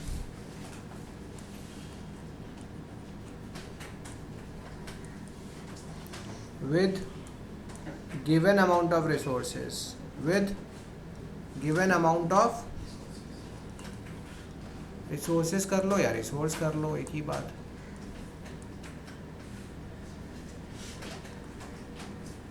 और याद रखो कॉम्बिनेशन भी हम यहाँ पे आएंगे मैक्सिमम। कैसा कॉम्बिनेशन होने वाला बेटा, मैक्सिमम। कितना हम मैक्सिमम बना पाएंगे दो कम्युनिटीज़ का with a given amount of resource. समझ रहे हो क्या, इम्पोर्टेंट टॉपिक है, यहाँ पे ध्यान दीजिए।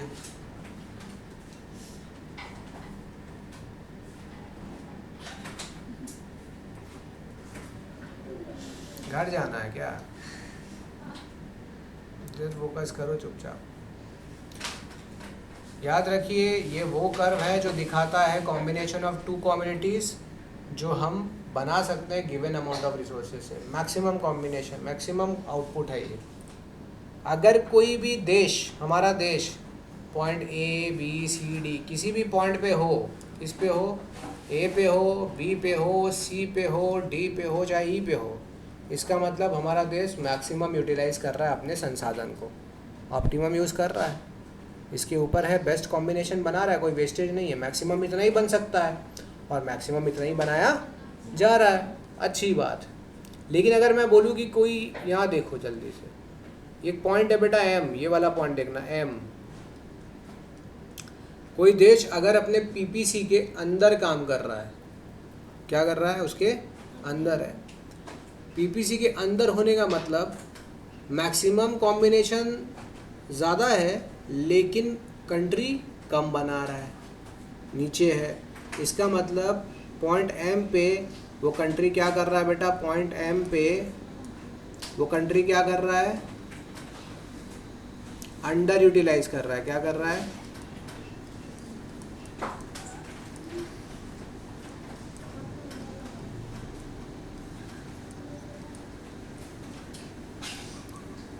अंडर यूटिलाइज कर रहा है रिसोर्सेज को। ठीक है, वो अपने रिसोर्सेज को क्या कर रहा है, अंडर यूटिलाइज कर रहा है। अब लास्ट चीज इसमें अपने को ध्यान देना है कि ऐसा हो सकता है क्या हमारा मैक्सिमम कैपेसिटी बढ़ जाए। हम अपने ये मेन जो पीपीसी चल रहा है, अगर हम मेरा कैपेसिटी बढ़ सकता है क्या, मतलब मेरा पीपीसी ऐसा हो सकता है कि वो शिफ्ट होके यहाँ आ जाए, नया पीपीसी ऊपर की तरफ शिफ्ट हो गया, इसका मतलब क्या हो गया, मेरा कॉम्बिनेशन बढ़ गया, अब हम ज़्यादा बना पाएंगे। ऐसा कब हो पाता है, कब पीपीसी शिफ्ट होता है ऊपर, देखिए when can PPC shift upwards. तो दो रीजन देंगे कब हो सकता है। पहला, इम्प्रूवमेंट इन टेक्नोलॉजी,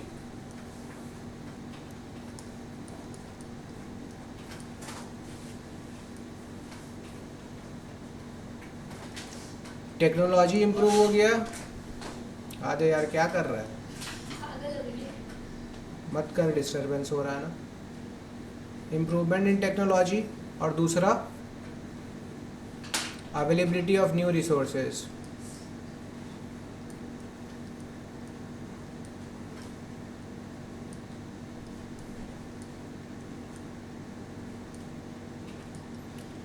कब प्रोडक्शन बढ़ सकता है, पहला या तो नया रिसोर्सेज मिल जाए, उससे ज़्यादा बन सकता है, और दूसरा टेक्नोलॉजी इम्प्रूव हो जाए, क्योंकि टेक्निक जब इम्प्रूव होता है तो उसी पुराने संसाधन के अंदर हम ज़्यादा आउटपुट बना सकते हैं, निकाल सकते हैं उससे। ठीक है, और पीपीसी का शेप कैसा दिख सकता है वो भी हम लोग देख लेते हैं। आप लोग बताएंगे कि क्या हो रहा होगा, क्यों हुआ होगा ऐसा, ज़रा देखो, बताओ, ट्राई करो। ये था पीपीसी, अब बेटा क्या हो गया, ये हो गया। पहले ये वाला था, पहले ये वाला पीपीसी नंबर 1 था, अभी पीपीसी नंबर 2 है, पीपीसी इधर चला गया। क्या हुआ, क्यों हुआ, ऐसा बन सकता है ना।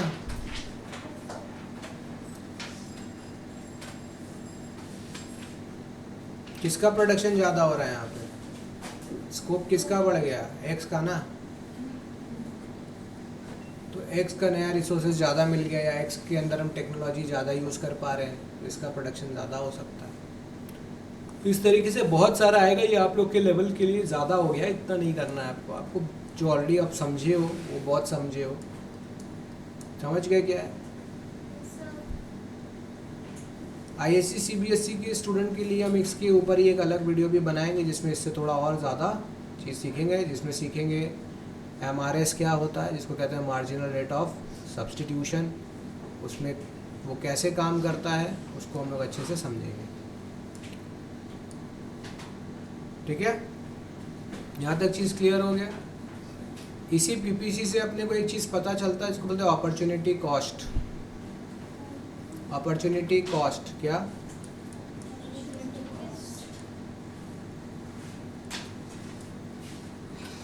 याद रखेंगे अपॉर्चुनिटी कॉस्ट, वर्ड से तुरंत याद रखेंगे। अपॉर्चुनिटी कॉस्ट का मतलब होता है अपॉर्चुनिटी लॉस्ट, अपॉर्चुनिटी।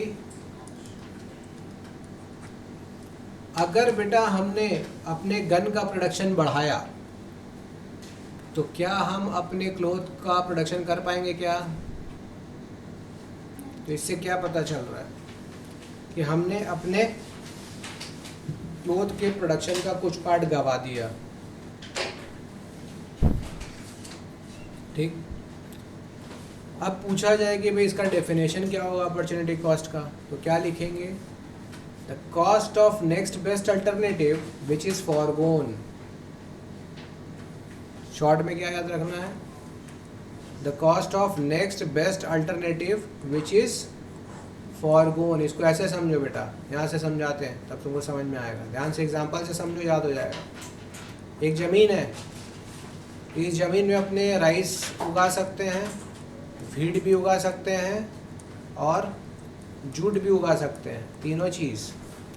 राइस अगर उगाए तो बेटा 1 लाख रुपए का उगेगा, वीट उगाए तो 80,000 का उगेगा, जूट उगाए तो 60,000 का उगेगा। K स्टैंड्स फॉर 1000, ठीक, K स्टैंड्स फॉर। तो मेरे को बताओ कि हम उगाएंगे क्या, क्या उगाएंगे आप यहाँ पे?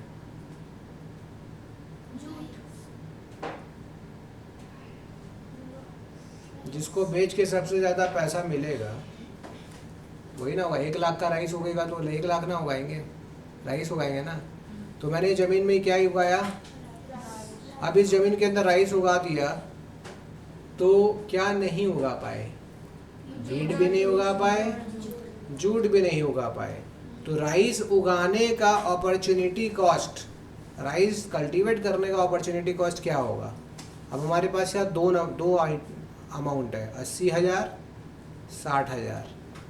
तो जब हम राइस उगाए तो राइस का अपॉर्चुनिटी का कॉस्ट क्या होना चाहिए, 80,000 या 60,000? याद रखना है हमेशा किसका वैल्यू लेना है, next best alternative, next best alternative का वैल्यू लेना है। तो नेक्स्ट बेस्ट अल्टरनेटिव क्या होता है? सपोज करो राइस यहाँ नहीं होता अगर, तो क्या उगाते? तो नेक्स्ट बेस्ट अल्टरनेटिव क्या हुआ? तो वीट का जो वैल्यू है कितना है? तो राइस उगाने का अपॉर्चुनिटी कॉस्ट कितना रुपया है? 80,000। आया बात समझ में? अपॉर्चुनिटी कॉस्ट ठीक समझ में आया कि नहीं? आपके पास 100 रुपीज़ है, आपको एक इकोनॉमिक्स का बुक लेना है और आपको कुछ खाना भी है उस 100 रुपये में। आपने इकोनॉमिक्स का बुक लिया, इकोनॉमिक्स का बुक लिया, वो नहीं लेते, वो कुछ खा लेते, तो उस जो खा रहे हैं चीज़, उसका जो नेक्स्ट बेस्ट चीज़ है जो उसको नहीं होता तो वो लेते, उसका वैल्यू ही लेना पड़ेगा। जूट का 60,000 नहीं लेना है आपको, किसको लेना है आपको? वीट। तो हमारा याद रखेंगे अपॉर्चुनिटी कॉस्ट, इसको मार्क कर दें, ये हमारा अपॉर्चुनिटी कॉस्ट होगा, ये नहीं होगा। ठीक है बेटा, समझ गए ना? समझा देंगे ना किसी को कोई अपॉर्चुनिटी कॉस्ट? क्या लिखेंगे? The value of next best alternative which is forgone, which is forgone. Forgone का मतलब होता है छोड़ देना।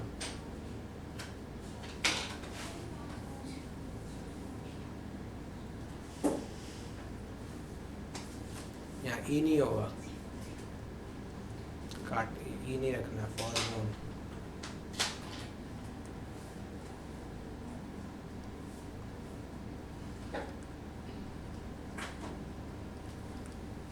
ठीक, फॉरगो करने का मतलब होता है छोड़ देना, छूट गया। तो राइस उगाने के लिए वीट नहीं उगा पाए, तो राइस का अपॉर्चुनिटी कॉस्ट है वीट, और इन टर्म्स ऑफ वैल्यू होगा 80,000। जूट और जूट नहीं होगा। क्लियर? सो आई होप कि ये क्लास आपको समझ में आया होगा। अगर इसके बाद भी किसी को डाउट्स है तो आप लोग कमेंट करके पूछ सकते हैं। हमारे वीडियोस को लाइक कीजिए, अपने फ्रेंड्स के साथ शेयर कीजिए, और इसी तरीके से जो हमारा वीडियो अगर आपको चाहिए तो आप हमें सब्सक्राइब कीजिए, बेल आइकन भी दबा दीजिए। जैसे ही हम वीडियो अपलोड करेंगे आप तक ये पहुंच जाएगा। तो hope to see you soon. Homework आप लोग ट्राई कीजिए, इसको दोबारा देखें वीडियोस को, और ज़्यादा से ज़्यादा अपने फ्रेंड्स के साथ शेयर करें। मिलते हैं अगले वीडियो में। Bye, see you, thanks.